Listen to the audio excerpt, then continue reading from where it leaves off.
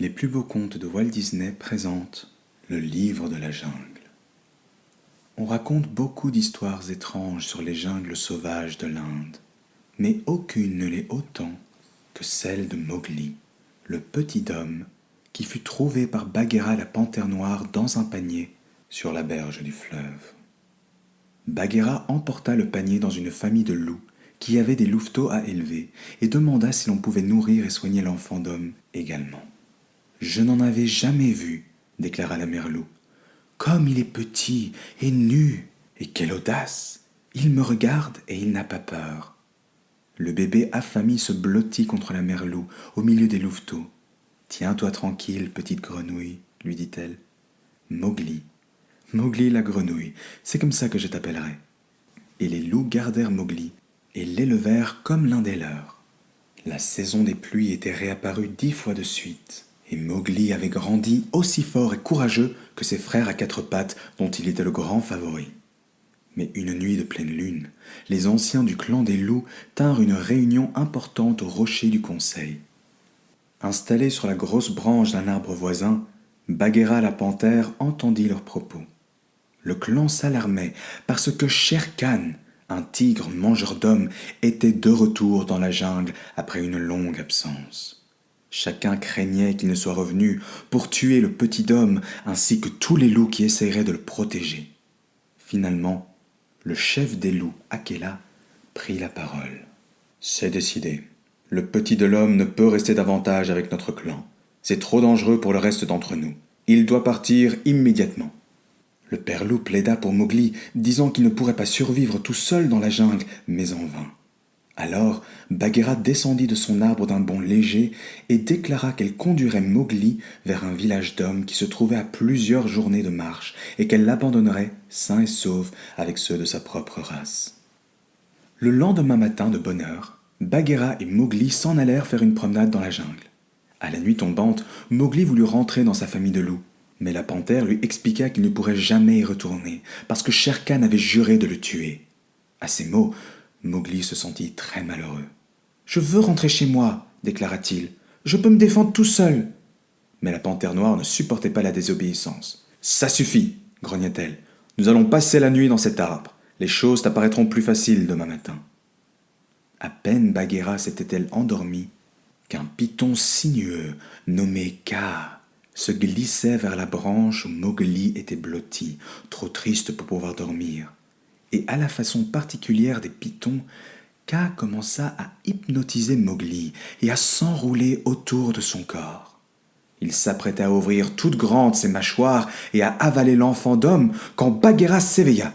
En un clin d'œil, la panthère assomma Kaa et le fit basculer de l'arbre en lui arrachant Mowgli. « Ah, ainsi tu sais te défendre tout seul, n'est-ce pas ?» grommela-t-elle au petit garçon effrayé. Au lever du jour, Mowgli fut réveillé par une voix forte qui braillait des instructions militaires. « 1, 2, 3, 4, restez en ligne, la trompe en l'air !» C'était le colonel Hatti, un éléphant, en train de diriger bruyamment ses troupes. Mowgli, s'amusant de ce nouveau jeu, s'aligna malicieusement derrière un bébé éléphant. Quand le colonel l'aperçut, il s'écria « Scrogneux, qu'est-il arrivé à ta trompe ?» Puis, regardant de plus près, il ajouta « Un petit homme, c'est une trahison !» Il renversa Mowgli par terre et s'apprêtait à le piétiner quand Bagheera s'interposa entre eux. Elle s'excusa auprès de l'éléphant outragé pour les mauvaises manières de Mowgli et expliqua qu'elle le ramenait au village des hommes. Mais Mowgli ne voulait toujours pas quitter la jungle et il regrettait encore sa famille. Il s'accrocha avec entêtement à un arbuste et tint bon, tandis que Bagheera essayait de le pousser, puis de le tirer sur le chemin. Exaspérée, la panthère noire finit par abandonner la partie. « D'accord, enfant d'homme, grogna-t-elle, je t'abandonne à ton sort, tu te débrouilleras tout seul. » Et elle disparut dans la jungle à pas feutrés.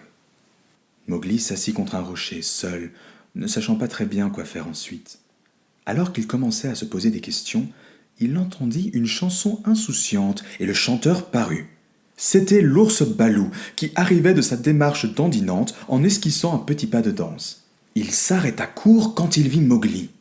Tous deux engagèrent la conversation, puis se mirent à chanter et à jouer gaiement ensemble.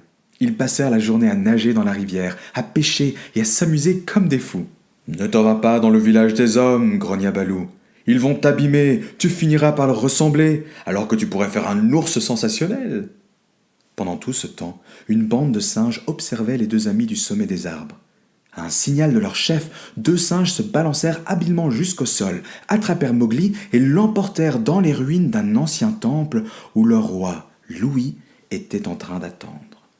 Balou appela Bagheera à la rescousse et tous deux se précipitèrent à travers la jungle, vers les ruines, espérant sauver le petit homme. Ils arrivèrent pour entendre le roi Louis demander à Mowgli de lui révéler le secret de la fleur rouge.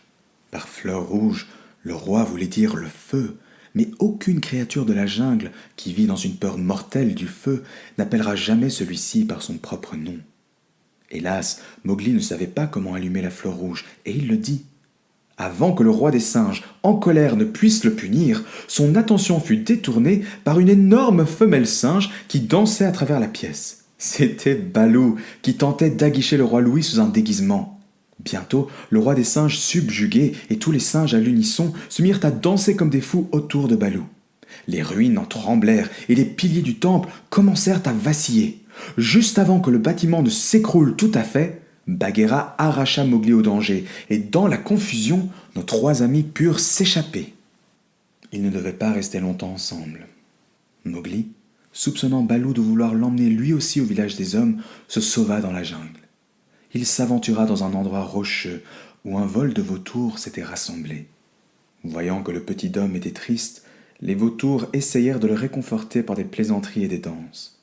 Au milieu de ces réjouissances, Shere Khan, le tigre féroce, fit irruption. « Cours, Mowgli, cours !» crièrent les vautours d'une voix aiguë en agitant leurs ailes et en s'envolant dans le ciel. « Je ne fuirai devant personne !» déclara Mowgli. Il ramassa un bout de bois et se prépara à frapper le tigre. Avec un terrible rugissement, Shere Khan ouvrit les mâchoires et lui montra ses terribles crocs. Comme il s'apprêtait à sauter sur le petit homme, Balou arriva, attrapa Shere Khan par la queue et l'arrêta net en plein saut. C'est alors que les vautours revinrent à l'aide de Mowgli. L'un d'eux souleva le petit garçon dans ses griffes puissantes et s'envola vers un arbre voisin qui venait d'être frappé par la foudre et était en feu. « Le feu, Mowgli, c'est la seule chose dont ce vieux roublard a peur. Attrape la fleur rouge !» dit-il en posant Mowgli sur le sol.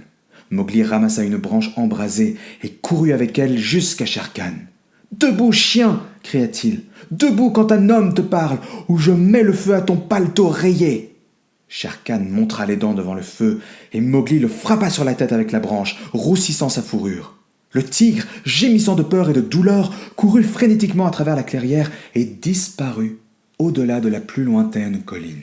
« Je crois que nous ne le verrons plus, » dit Balou. « Il est parti comme une comète en flammes. » Le soir venu, près de la rivière, Balou et Mowgli furent rejoints par Bagheera.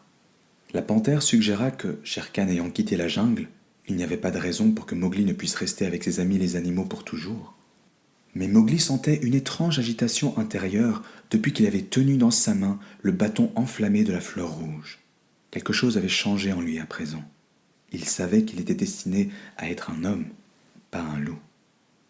Et puis, une créature telle qu'il n'en avait jamais vue auparavant vint près de la rivière et en la regardant, Mowgli fut captivé.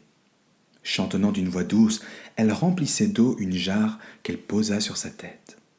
Mowgli s'approcha d'elle, prit la jarre gentiment et la plaça sur sa propre tête, juste comme elle l'avait fait. La jolie créature s'éloigna le long d'un petit sentier qui menait au village des hommes, et Mowgli la suivit. Le ciel commençait à s'assombrir quand il passa les portes du village pour découvrir ces êtres mystérieux qu'on appelait des hommes. « Mowgli, reviens, reviens !» cria Balou. « Continue, continue !» le pressa Bagheera. Mowgli se tourna un instant, salua ses amis de la main et disparut derrière les portes du village. Balou haussa les épaules. « Il aurait fait un ours sensationnel, dit-il tristement.